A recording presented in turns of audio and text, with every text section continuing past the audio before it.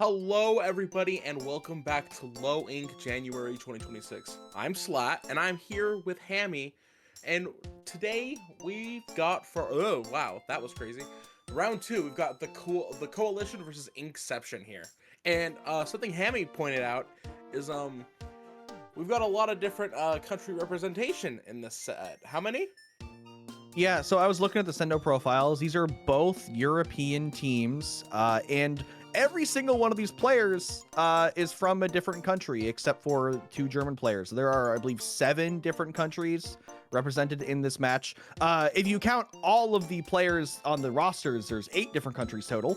So that is honestly, that's not too surprising for European teams, but yeah, there's going to be a lot of variety, a lot of different people to cheer for potentially in this match. Now, both these teams are 1-0 so far in their low ink. They both won round 1. Inkception going 3-0 against CeeLo Q, and Koalition going 2-1 over Adult Swim. So both teams off to a great start. Both teams looking to round out these matches as fast as possible because, as I said, they're both European teams, and so it's very late there. And as the day goes on, and they're going to be getting more and more tired. So we're going to get to see them while they're still sharp, going into Clam Blitz, Barnacle, and Dime for round 1. What a great start. We love a good Barnacle and Dime Clam Blitz just right off the bat. I mean, you don't have to use the royal we for both of us. You can speak for yourself. I don't know how I feel about a Clam Blitz Barnacle. Listen, Clam Blitz Barnacle, a good clams map. To start a set, I don't know. I would rather. Being sarcastic. Okay, good. You know, something else to feel out your opponent, because Clam Blitz, as a mode, it's very coordination heavy. You need to be able to work together and really overwhelm your opponent. And when you're playing the first round against the opponent, it's kind of nice to have that one match to feel it out. But regardless, that's just how the cookie crumbles. We're going to see these teams loading up in here. Very paint heavy comp. From just traditionally what you might see from certain teams. So I do kind of like these comps, actually. There's a little bit of variety, but also like kind of a central focus about them just being a lot of straightforward weapons. Ones that can paint, one that can fight, ones that can get some good specials off. And we're going to see how this goes in the opening engagement, as Koalition already taking the first pick and getting a bit of space. Yeah, absolutely. And as you can see, only Inkception has a cooler. Koalition decided against using the cooler. Let's see if that ends up working for or against them. We got Polon over here on the side, trying to push in. It seems to be working. We've got our Booyah Bomb set up. They're already 2 down on the side of Inkception, so doing a pretty good job already getting control of the map. Yeah, trying to get control of the map, but that Zuka will actually take down 2 players in Koalition just like that, losing their numbers. 1 player left, but they do pick off 2. Inkception still have the numbers advantage, but they still have Dynaman on that Dynamo ready, trying to paint up to get a cooler for their team as they're all jumping back in. Bishop burning that Booyah, trying to pick up a couple of players as they're grouped up, but Megu, knowing how to utilize the sword cheese onto a Booyah, getting that pick, looking for another one in mid, doesn't have any backup. As well, trying to get a pick on their own, realize they're in danger, jumping out. Both teams now looking for some kind of advantage, but every pick is followed by a follow-up from the other team. Yeah, and I do need to correct myself. I totally forgot that Dynamo had a cooler, so they both do have cooler. That is my bad. This is such a Dynamo moment. This is such a Dynamo moment. This is such a Dynamo moment. So far the game is pretty stalemated right now. Like, both teams are just trying to take space, and like there's a pick every once in a while, but this is how some Clam Blitz matches end up like happening. So, oh, we got a ball back, but they jumped out. Clam Blitz is the mode that is known for having, 7 or 8 minute long overtimes as no one can score a clam. Speaking of, Power Clam from the side of Koalition going inside of a bubble from Inkception, so just basically ungrabbable. Also, a Power Clam despawning in Inkception's base. Not sure if they miscommunicated that or they tossed it back to their backliner and didn't pick it up. But both teams losing a Power Clam, another one going down on the side of Koalition as Inkception starting to push up. They have 2 specials ready, but they're down 2 players. They don't have a lot of space. Bishop is going to try to kill off that Booyah using the glitch, but isn't able to get it. And now Inkception in control, but losing a player, losing a little bit of space, a lot of bombs. And surely, eventually, somebody will get a push, right, Slat? Surely, eventually, right? I mean, with what, 2 minutes left on the board? I mean, you can see Koalition pushing in right now and pushing back Inkception, but Inkception's getting picks on them. So, maybe at some point... All we can do is sit here and wait for a push to happen. And I mean, I believe all these players are also really hoping that a push can happen, because the last thing you want to do is leave it to overtime. First break wins, because a lot of strategy can go out the window. If one person can make their way through and touch that basket, it's game over. So thankfully, neither of these teams have any super slippery weapons, but a lot of weapons can still make that push. Polon able to get one, almost falling off the map, trying to find a 1v1, will go down to Bishop, but Bishop booyahing in a bit of an awkward spot, able to get pressured a little bit, can't really get good range on that booyah, and no follow-up from the team either. As Koalition, once again, they have control of the map, they have Sodas out, they have a Zuka ready. Here it comes, looking for anything they can find, but every player finds cover. Very bold, actually, from Inkception. 3 players step out of cover, none of them get picked up with a Zuka, but the double from Swall, and their Zuka will give some space for Inkception here as they start to paint up this map a little bit, but not a lot of claims in hand. Yeah, I was gonna say, they don't have to, they're doing a good job of taking back the hit, but no one claims in hand. So you're saying... Just this back and forth is intense. I wonder if all of our games are going to be similar to this. I can't wait. I'm excited. Yeah, less than a minute left. Honestly, let's see how far this game can go. I mean, I'd rather not see a super long overtime. I mean, actually, maybe I do. Maybe it'll be more intense that way. But 30 seconds left. Inkception is the closest they've been to scoring a basket. Low getting under, dropping a bubble, saying this way. Lucy will follow up, get the break. We will not be seeing a long overtime. In fact, this may be the last portion of the game if Koalition can actually break into their base here. A lot of claims being scored from Swell to get a couple points. Lucy has to run away. 10 seconds left on this map. Everyone from Koalition pushing up. They will get a pity clam, so they have an opportunity to get an overtime. Polon is setting up here on the stack, trying to get some space for the team.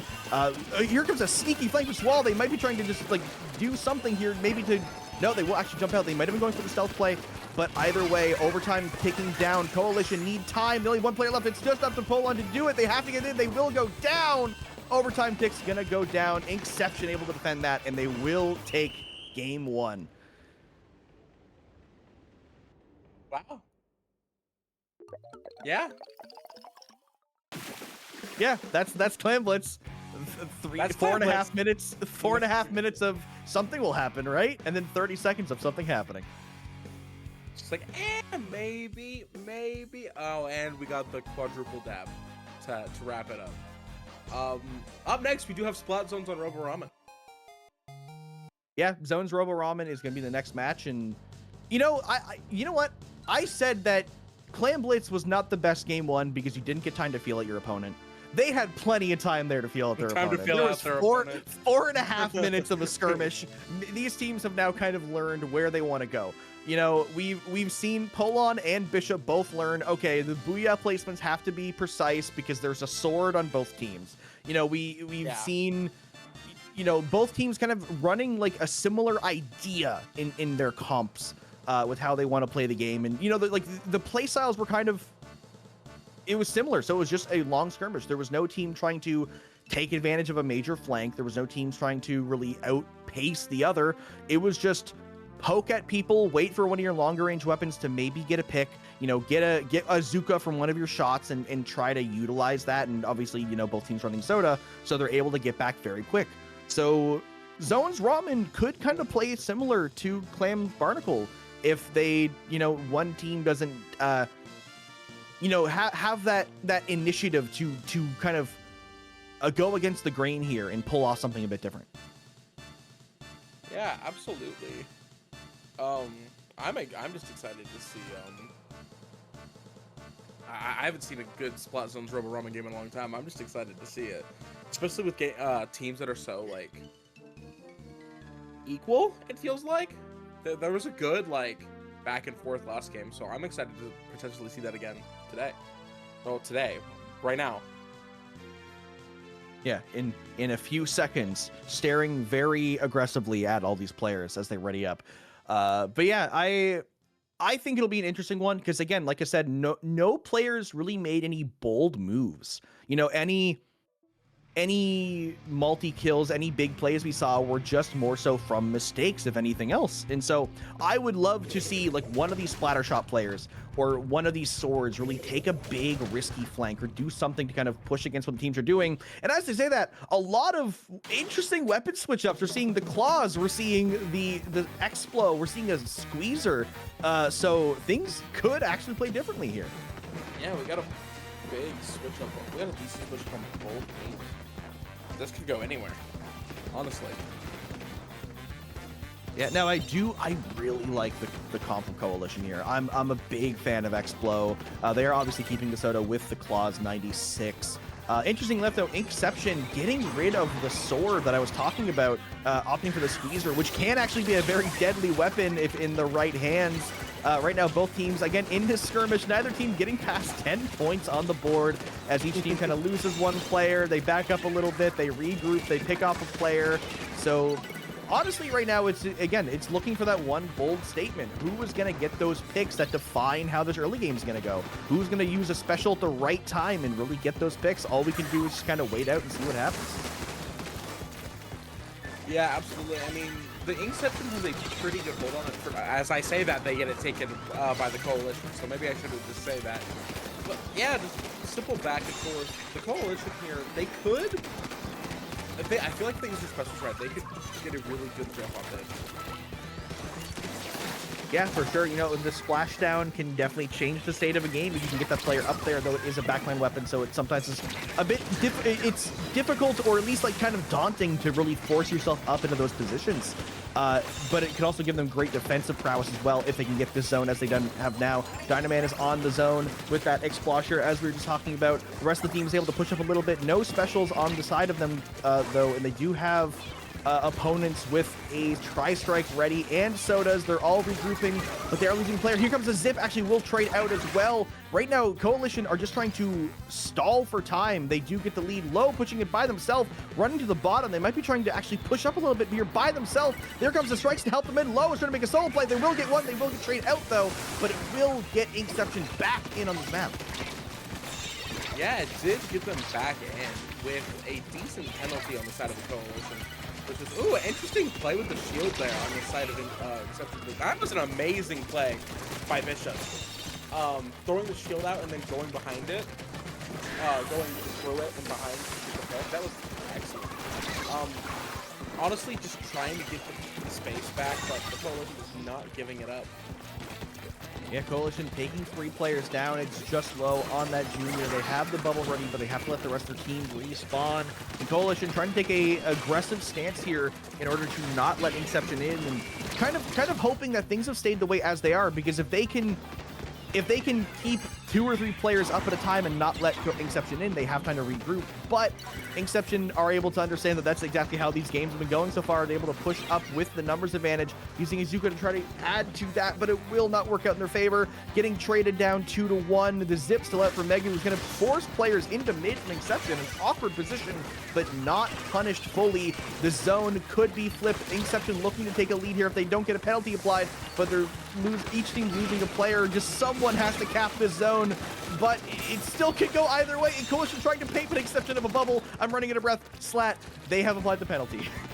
They have applied the penalty, and it's the Koalition's turn to push Inkception back, but they're not going down without a fight. You can see Swall and Bishop, they're trying their best. They've got like potentially a flank. The strikes come out and immediately take the zone back. Like we were saying earlier, this is going back and forth here, Hammy.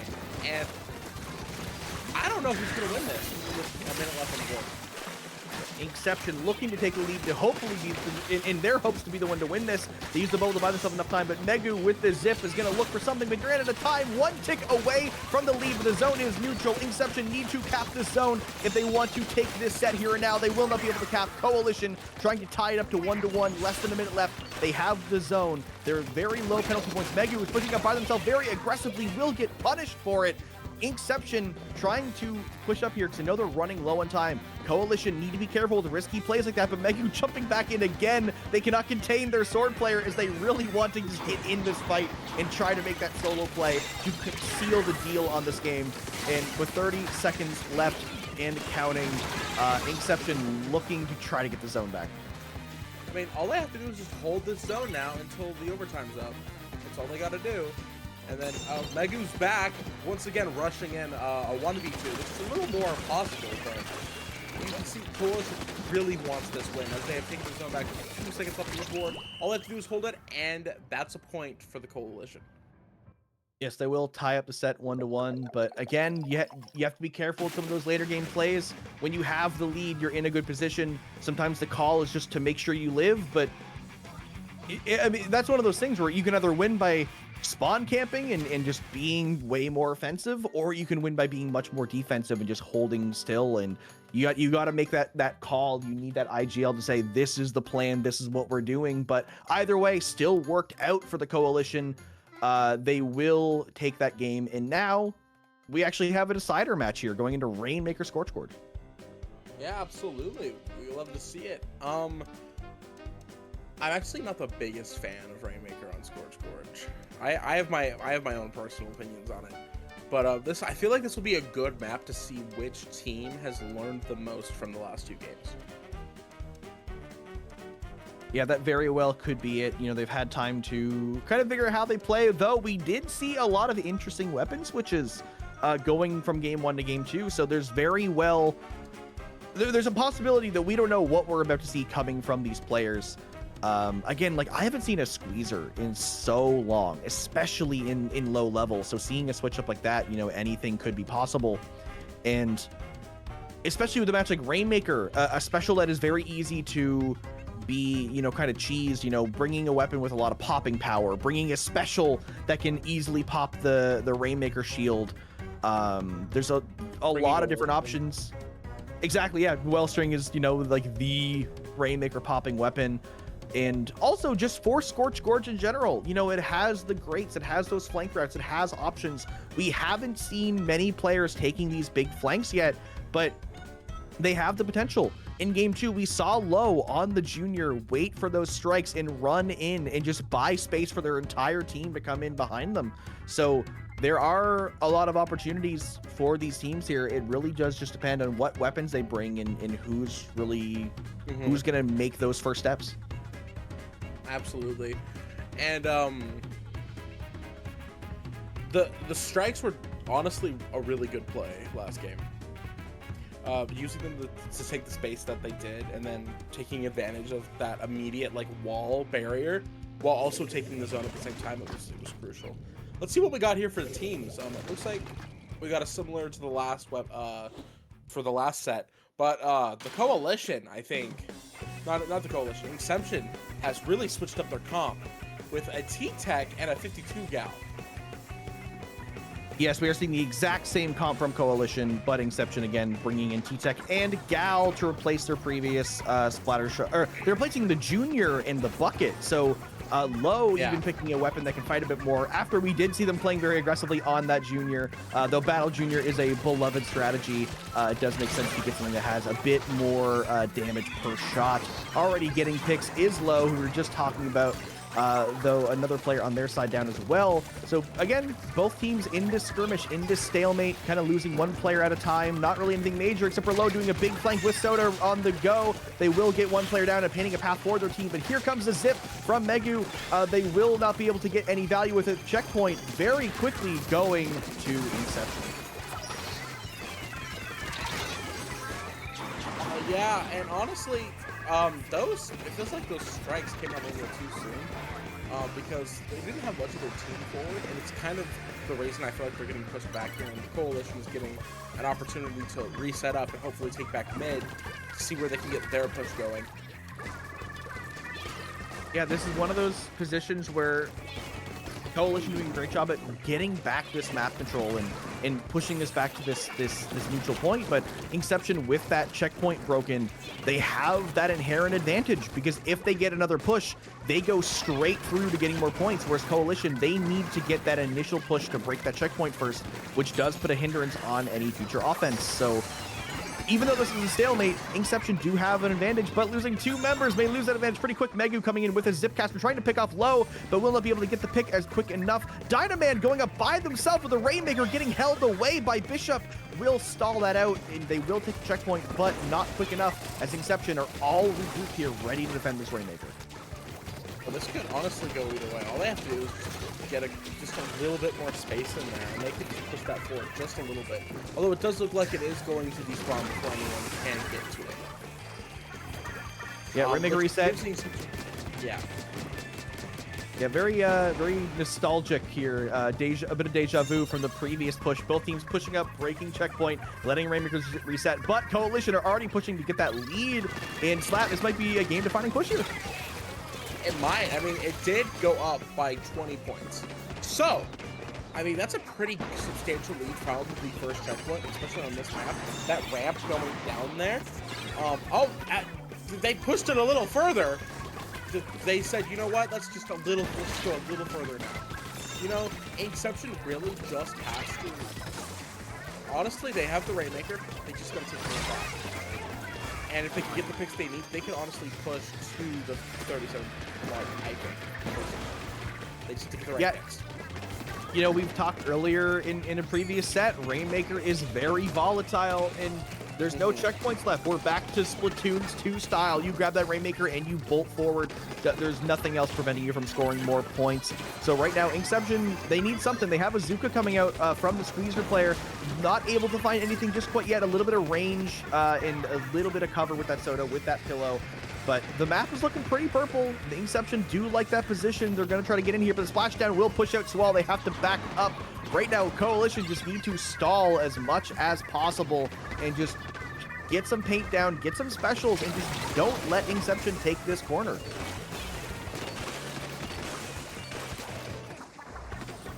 Yeah, and honestly, Inkception, they have pretty good grip right now. They can honestly get but the Zipcaster comes in and takes out low. That was a really good play from the Zipcaster. And Koalition is honestly doing a great job at keeping Inkception back. Not any further than the checkpoint.